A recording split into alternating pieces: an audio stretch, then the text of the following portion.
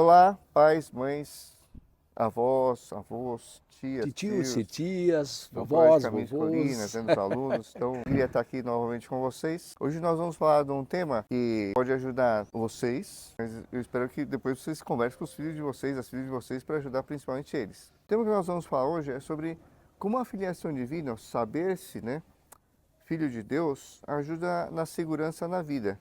Ajuda a ter mais alegria, a ter mais força, né, ter mais fortaleza.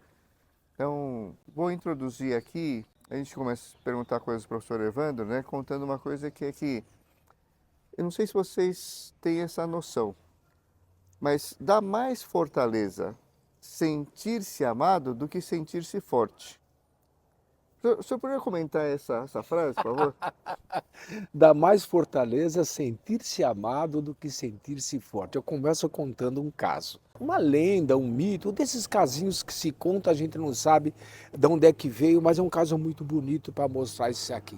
É a história daquele navio que estava no meio de uma tempestade e o navio balançava para todos os lados e todos os passageiros do navio estavam apavorados com o que estava acontecendo, o navio vai afundar.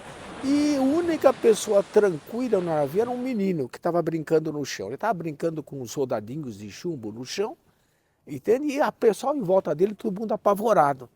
E aí alguém, meio que indignado, porque o menino não estava apavorado também, perguntou para ele, escuta, por que você não está assustado? Ele falou, não. Por que não? Porque meu pai é o piloto do navio. Eu confio no meu pai. Entende? Meu pai não vai deixar que eu me perca. Entende? O menino não tinha força para dirigir o navio, não tinha habilidade para dirigir o navio, mas ele se sentia amado pelo pai dele. Meu pai está cuidando de mim. Entende? Quando a gente tem essa ideia, né, a gente tem muito mais coragem do que você confiar em si próprio.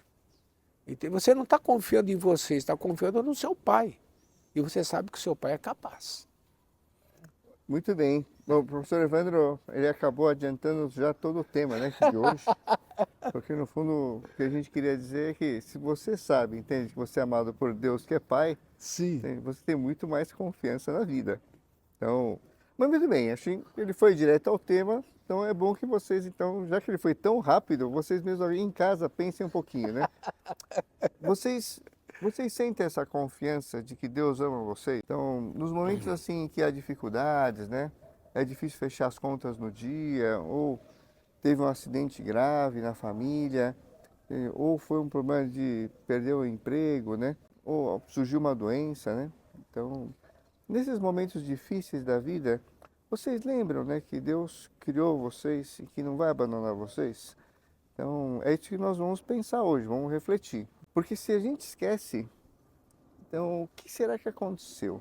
Então é isso que a gente vai tentar hoje desvendar. Professor Evandro, quando uma pessoa que ela todo dia reza o Pai Nosso, ela se diz filha de Deus, filho de Deus, né?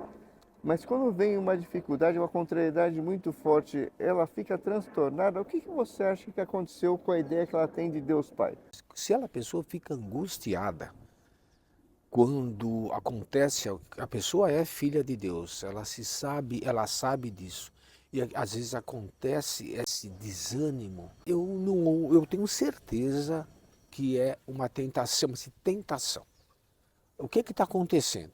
Está acontecendo que a pessoa esqueceu de Deus, está pensando só em si mesmo. Costuma-se dizer que a parte mais difícil do credo é dizer, creio em Deus, Pai Todo-Poderoso.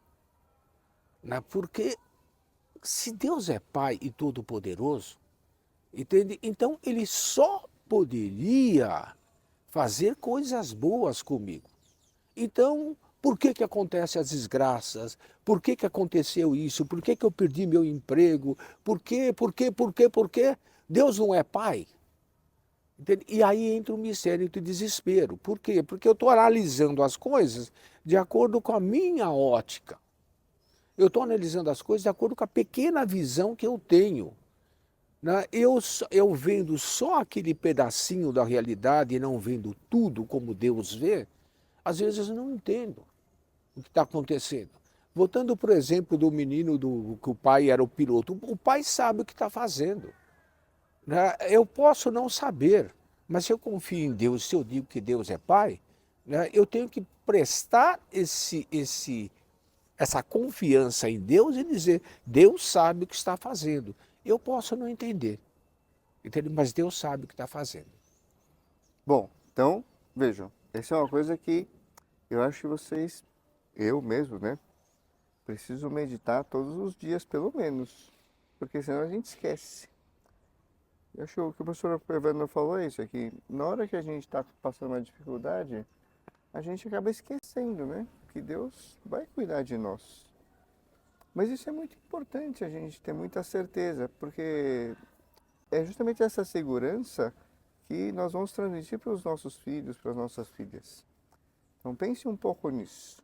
Vale a pena, entende? Meditar nisso e ancorar a esperança nessa fé de que Deus nos criou e vai continuar cuidando de nós.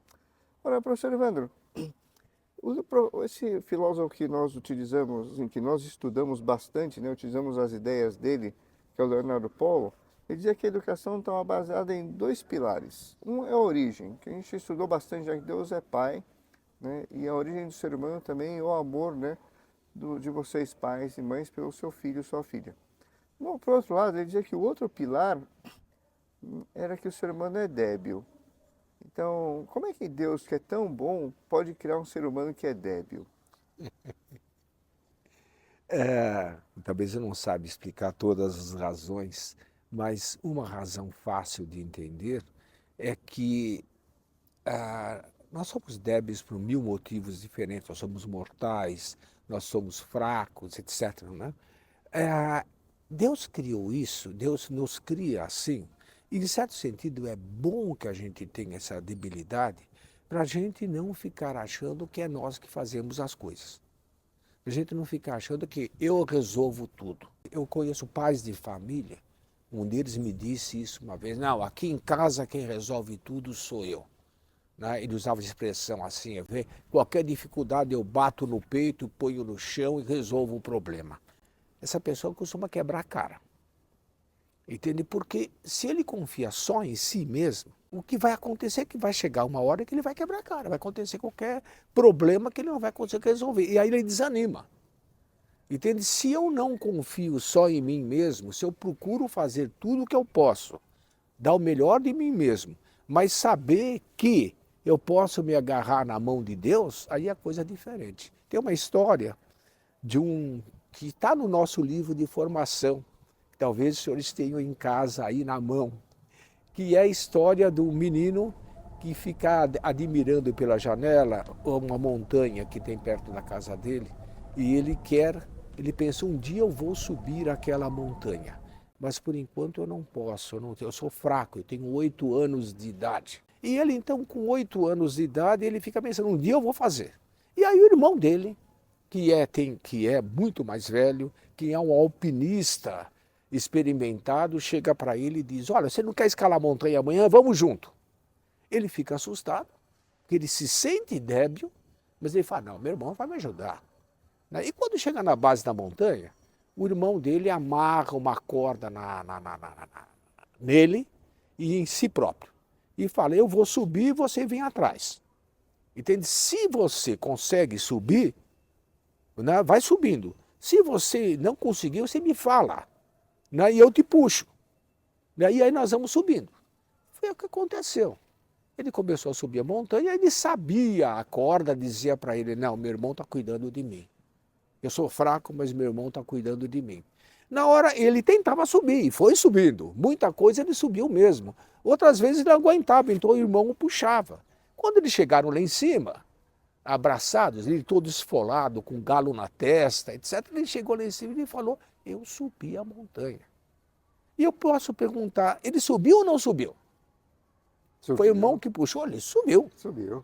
Ele fez aquilo que ele podia. O que ele não podia, né, o irmão ajudou. Vamos confiar nisso. Vamos primeiro reconhecer. Eu sou fraco. Eu preciso da ajuda. Mas tem meu irmão, tem Deus que me pega. Eu vou subir e na hora que eu não aguentar mais, eu peço ajuda e Deus me puxa. Se eu reconheço que sou débil, eu tenho confiança. Se eu fico acreditando em mim mesmo só, na primeira escorregada eu desisto e fico sentado no chão desanimado. Né? Se eu parto do reconhecimento de que eu sou fraco, aí eu sou forte. É o que São Paulo ensina. Vejam, isso que o professor Evandro deu como exemplo, é importante vocês transportarem agora para o dia a dia de vocês como pais e como mães. Porque é isso que nós começamos a falar hoje. Se vocês acham que vão conseguir educar os seus filhos porque vocês estão capacitados, vocês estudaram educação, vocês já sabem tudo o que dizer para eles, vai ser muito difícil e acho que vocês vão desanimar e algum dia, entendeu? Vão ficar até céticos em relação à criação, né? O que o professor Evandro colocou pensem em vocês assim, vocês são essa criança pequena que está tentando subir a montanha.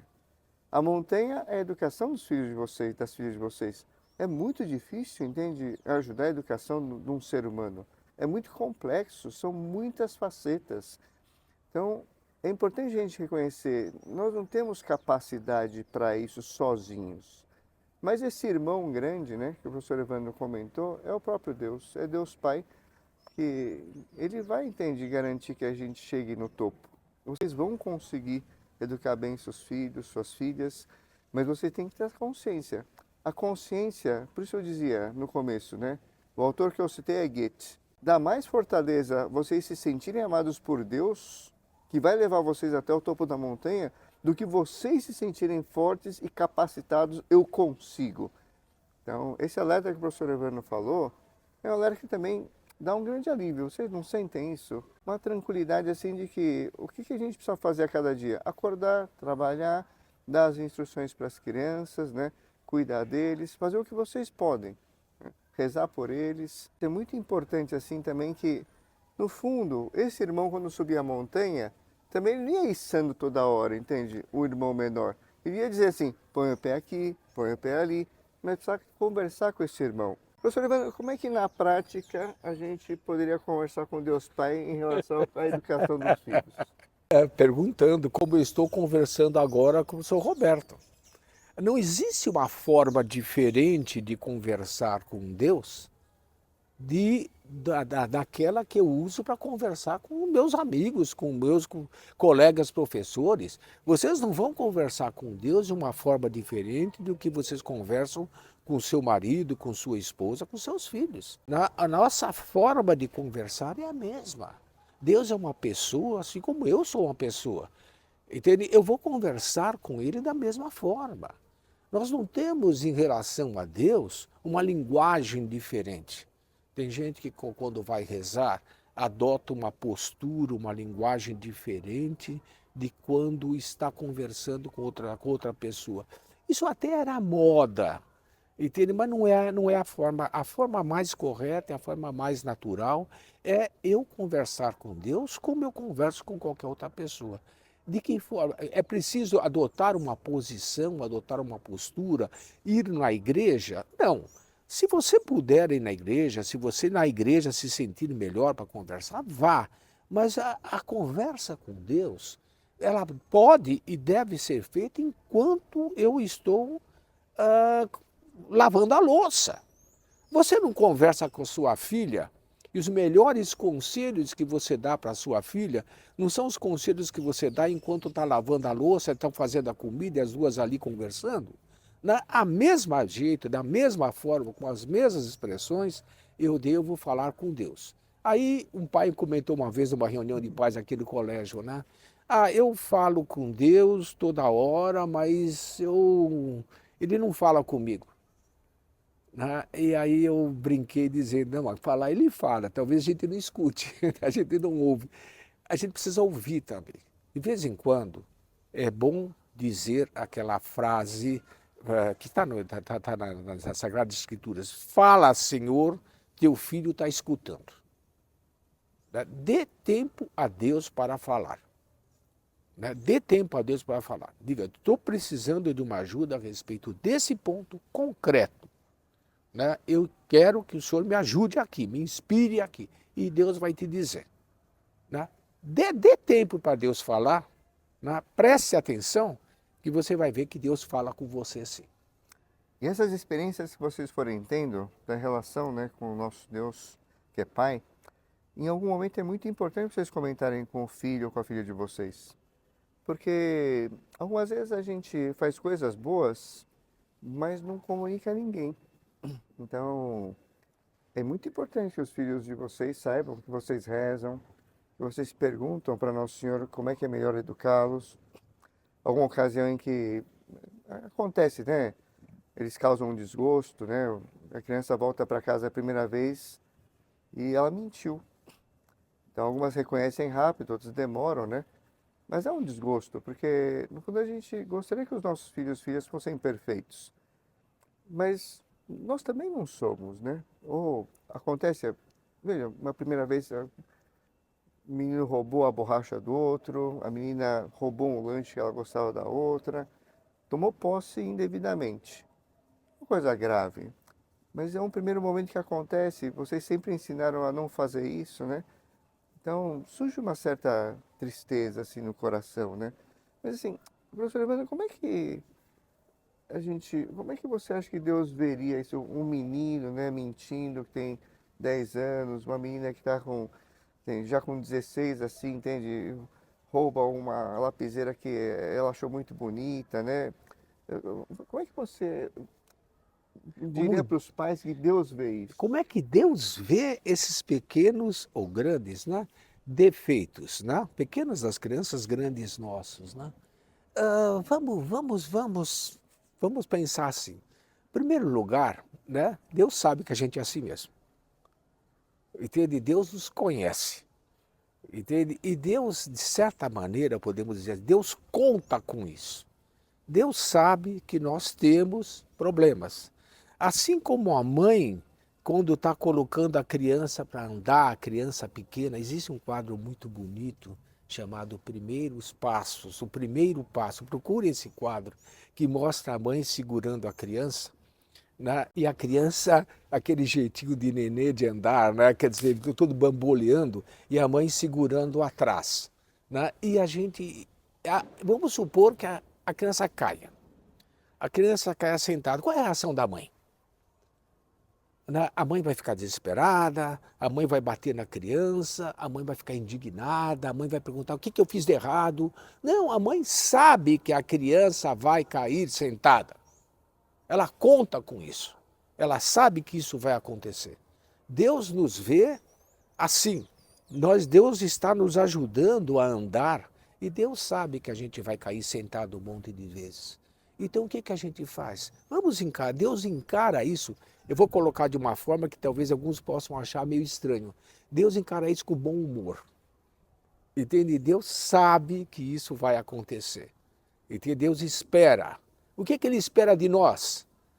O que você espera da criança? Você dá uma risada quando ela cai sentada de bunda no chão, e aí o que você faz? Você ajuda a criança a levantar, dá uma risada, a criança ri também e continua. Não vamos ficar indignados e tristes e bravos com os defeitos das crianças ou os nossos defeitos. Tá errado. Está errado, ele não devia cair, né? Entendeu? Mas caiu. E é natural que caia.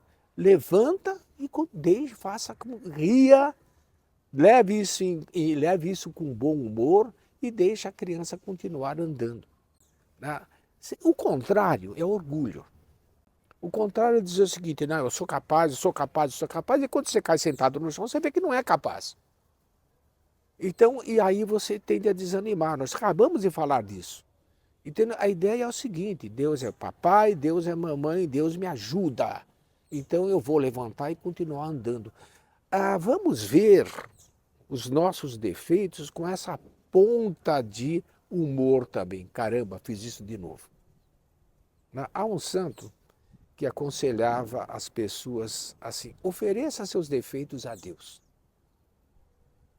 Deus conta com eles, oferece seus defeitos a Deus. Diz, meu Deus, eu só tenho para oferecer esses meus defeitos. Né? Leve isso em conta, tudo que eu tenho são defeitos, me ajude. E ele vai te ajudar rindo, da mesma maneira que você ri quando a criança cai sentada no chão. Muito bem, então, veja, isso é importante. Diante das habilidades, uma das coisas que é importante para as crianças é que a gente não fique muito espantado. Sim, E tem que levar a coisa dizendo, olha, você vai vencer isso. Agora, ao mesmo tempo, é, também existe uma outra perspectiva que o professor Evandro vai explicar para vocês agora. A gente tem que levar, entende, as situações com bom humor, mas quando uma pessoa, por exemplo, ela machuca a outra, ela entra na rede social, solta um monte de palavrões contra outra pessoa, ou quando um menino ele acaba entrando na internet consumindo pornografia, ou que ele faz uma ofensa grave à mãe ou ao pai, com certeza Deus não fica assim contente, né? Então, nesse momento é preciso corrigir. Então, isso custa muitas vezes, né? Mas, professor Evandro, como é que a gente pode fazer, entende? O que é importante ficar claro, assim, para a criança, né, diante dessas faltas que já não são tão pequenas? Nós falamos das faltas pequenas, né? Mas vamos falar um pouquinho daquelas que são graves, porque também acontece na vida. Então, e é importante você, como pai, mãe, né, entender que o seu filho, a sua filha, eles não são pessoas perfeitas ainda. E algumas vezes podem correr uma coisa que não seja tão, assim, leve, né? Um pouco mais grave. Nesse ponto, a gente não pode, assim, passar a mão na cabeça e tá tudo sim. bem. Isso não pode acontecer. Então, como é que a gente, nessa outra situação, a gente conduz essa debilidade, professor? Bom, aí a coisa, uma coisa que ajuda muito a criança a entender quando a criança é pequena, é mesmo quando a criança cresce, o que ajuda a criança a entender é mostrar que aquilo é feio. Mostrar, a criança entende que as coisas são feias ou bonitas, entende? Mostrar que aquilo é feio. Feio por quê? Porque você sabe que é feio, você percebe que é feio. A sua consciência lhe diz isso. Tanto diz que a pessoa faz escondido. Se a pessoa se esconde para fazer alguma coisa, é porque ela sabe que é errado, ela sabe que isso é feio. Chamar a atenção dela para esse ponto, isso é feio, isso ofende a Deus, isso tira a sua dignidade. Quando a criança é mais velha, nós podemos levar para esse lado também. Isso não é digno de você, isso não é digno de você como filho de Deus. É para a pessoa perceber. E a partir daí a pessoa pedir perdão. Aí existem os sacramentos. Aí existe a forma que a igreja coloca de você chegar diante do sacerdote e dizer, olha, eu estou arrependido disso. Eu fiz tal coisa está errada e eu estou arrependido. E confiar depois que Deus vai nos perdoar. E não ficar desesperado se você cair de novo, vai pedir perdão de novo. Para você que não é católico, só para você Sim, entender, é muito importante que essa questão da confissão não é só para os católicos. Uma pessoa dizer para outra, eu errei em tal coisa, alivia muito, entende, o interior dela. Então, quando um adolescente chega, entende, para a mãe ou para o pai e consegue contar, fiz essa coisa que não foi boa, é um grande alívio para ele. Então, nesse momento, o que é importante deixar claro? Tem que condenar o erro, porque tem que ter claro, isso aqui é um erro, você não pode fazer de novo, né? E salvar o pecador. Então, saber que, olha, você não é o erro que você cometeu. Você é uma pessoa boa, mas cometeu um erro. Então, distinguir as duas coisas. Ele é uma pessoa boa, mas fez uma coisa que não é boa. Né? Distinguir o ser da pessoa dos atos dela, para que ela não incorra mais os atos incorretos.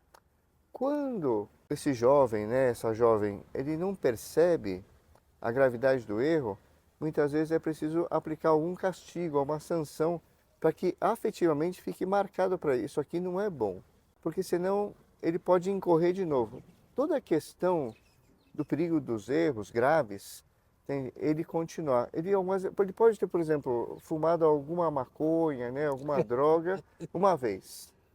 Se ele vem em conta, é importante explicar para ele, né, que não, vocês continuam amando seu filho e sua filha, mas o erro é grave. E ele precisa sofrer alguma sanção para que ele entenda que eu não posso incorrer de novo. A gente está pensando sempre no bem das pessoas, né? Os castigos, as sanções são sempre pensando no bem das pessoas. Aí eles funcionam bastante. Agora, vamos pensar um pouquinho assim, só lembrar, né? A gente já está acabando aqui, mas um último tema que é muito importante. Nós estamos falando da segurança e da fortaleza que traz a filiação divina. A gente ter consciência disso.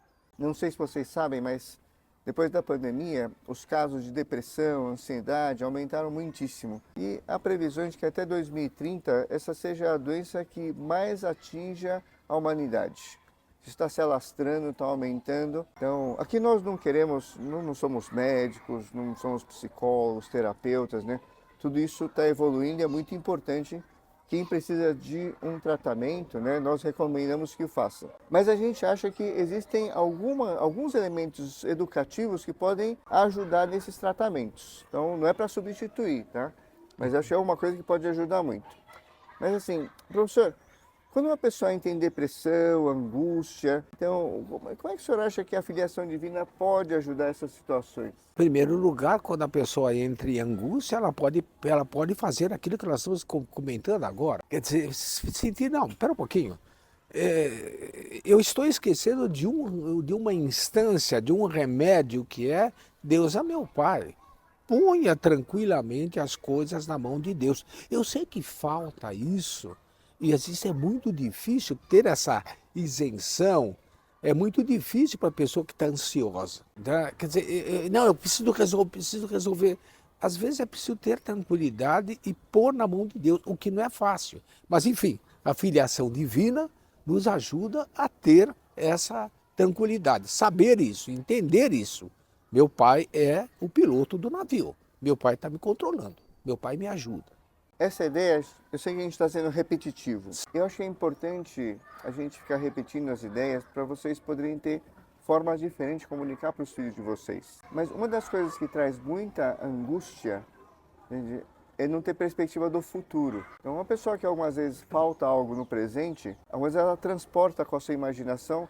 Poxa, hoje faltou comida, vai me faltar sempre. Eu não pude comprar alguma coisa que era essencial para o meu filho ou para minha filha, vai me faltar sempre. Essa imaginação a gente precisa cortar. Então, nós precisamos imaginar que um dia nós vamos passar dessa vida para uma outra em que nós vamos estar com o nosso Pai que é Deus. E essas angústias, as dores, os sofrimentos, eles vão cessar. Então, acreditar nisso ajuda muito. O futuro é assim, mas esse futuro depende do que nós fazemos agora, imediatamente. Então, uma pessoa que fica em depressão, angustiada, ela para. Nossa sugestão é que, mesmo nos momentos difíceis de educação, vocês não parem. Então, o colégio está aqui, tem os profissionais do colégio, os professores, né, coordenadores, diretores, nós estamos aqui em grande parte para ouvir vocês. E algumas vezes nós não vamos oferecer uma solução, mas se vocês vierem conversar, eu vi isso muitas vezes, só de vocês virem conversar, vocês mesmos dizem a solução. É verdade. E depois saem agradecendo a gente, muito obrigado, tá, pelo que vocês fizeram. Mas a gente olha, dá graças a Deus, mas a gente tem muita consciência de que não somos nós que educamos os filhos de vocês. Algumas vezes a gente é um instrumento de Deus que ouve vocês. Vocês vêm aqui, conversam e é impressionante. Vocês saem com a solução.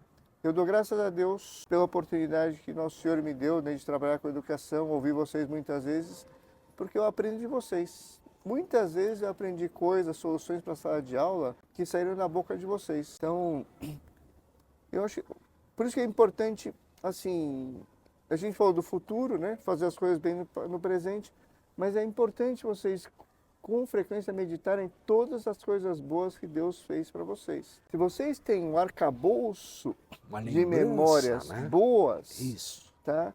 Então a imaginação tende a jogar vocês para um futuro bom. E vocês vão fazer coisas melhores agora. Pense em quanta coisa boa você já fizeram. Na hora do desespero, na hora da angústia, é interessante você lembrar o seguinte: puxa, quanta coisa boa Deus me deu. Faça uma lista. Faça uma lista disso para você olhar e pensar: puxa, eu não sou pouca coisa. Entende? Deus se importa comigo. Então, nessa hora da tentação, do desespero, da escuridão, lembre o seguinte: puxa, mas eu vi luz um monte de vezes. Agora está escuro, mas eu vi um monte de luzes por aí também em outras épocas. Então, isso vai voltar. Deus vai continuar me ajudando. Faça uma lista das coisas boas que vocês fizeram para que vocês pensem: puxa, se Deus me ajudou a fazer isso, Deus vai continuar me ajudando. Só, essa dica, entende, é aquilo que para nós concretiza toda essa conferência. Então, faça a lista porque, além de ajudar vocês a terem estabilidade emocional, ela vai ajudar vocês a serem mais agradecidos. Quando a gente começa a escrever tudo que Deus fez por nós, a gente fica impressionado e o coração tende a agradecer. Você que é mãe, faça essa lista, entende? Para o seu esposo. Se você não tem esposo agora, passe para sua mãe, a avó dos nossos alunos, ou para o seu avô, ou para o irmão. Alguma pessoa que você, de confiança, que você possa passar isso tudo que Deus fez de bom para mim. Talvez ela não vai entender, basta ela ler e confirmar, não é verdade. Você que é pai, né, faça a mesma coisa, né? Se vocês aprenderem a fazer isso, ensine os filhos de vocês. Isso, ensine, faça com eles. Ajude eles a fazer também num caderninho. Olha, coisas boas que Deus fez para mim. Ou coisas boas que eu fiz. Pode ser assim, não tem problema nenhum não, porque está subentendido aqui com a ajuda de Deus. Pessoal, muito obrigado pela atenção de vocês. Nós estamos muito felizes que vocês estão crescendo no tema da filiação divina e nós também. Muito obrigado. Obrigado.